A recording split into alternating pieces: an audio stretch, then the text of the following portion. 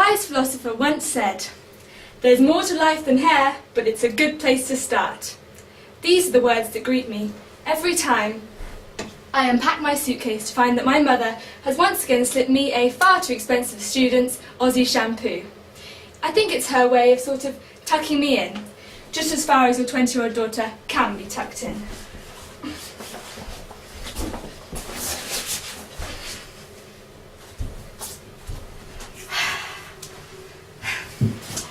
So, let's begin.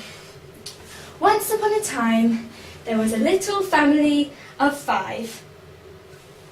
Oh no, wait, there's one missing.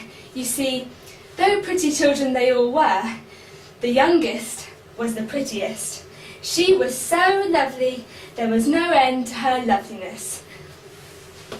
This is me, age 2, having a bath with my brother in my grandmother's kitchen sink. The thing to remember here is how awfully cute I am. See how my perfect crop of yellow curls hardly makes a shadow on my forehead. But there came a time when the young girl was no longer comforted by her mother's homemade haircuts. Her no-mess fringe began to grow out, and she was ready to step forth on her bold adventure into brunettehood. First stop, her mother's hairdresser. My mother's hairdresser was an old woman, and her hands smelled like buttery perfume. We chatted like grown-ups as my mother drank from her cup of complimentary tea, and I drank from my cup of complimentary orange squash. The next day, kitted up in my favourite pair of orange jeans, I skipped into school with my brand new bob held high, blissfully unaware that this was the same day as Year 4 Club Initiation Day.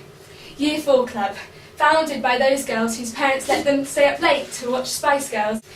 I wasn't really old enough to feel ugly, but I think I was old enough to get my first healthy dose of embarrassment. The shame of that day made the young girl recoil. She tied her hair back behind a multitude of ties and the occasional pat down of water at break time. She managed to keep this up until the day came that she had to adhere to the wishes of the elders. Bridesmaid at my sister's wedding. I used to hate it when my sister came home, and she'd look at me with those, "You think you're so cool because you shave your legs, but I remember when you used to poo in the bath" eyes. "Mum, I don't want to wear it down. I don't want to wear it down. It's huge and everybody will be looking at me." "Mary, it's not about you. It's her day, sweetie pie." The ceremony is beautiful, and more than one of the elders comes up to the young girl to congratulate her on how awfully cute she looks as a bridesmaid. She keeps the show up all day, until the party, when her mother is seen holding her hair back as she throws up red wine to the toilet. My parents would never have let me have straighteners, but those girls who founded Year 4 clubs, they all had them, and they were more than delighted when I said that I wanted mine done. Straight hair was my fake ID. It was my ticket to womanhood. It was a perfect disguise because when I came home, I could run upstairs and wash it all off, away with the smell of wrongly inhaled cigarettes and vodka lemonade. And when I came downstairs, my late night lady was all gone. No one had to know except me. Her relationship with her hair did change, probably when she left home. Probably because nobody was watching her anymore.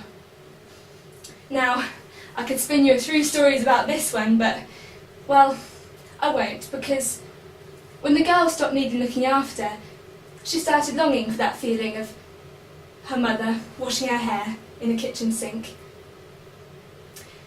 Well, thank you very much, ladies and gentlemen, but if you don't mind, I was just about to wash my hair. I know a song about a beautiful whale.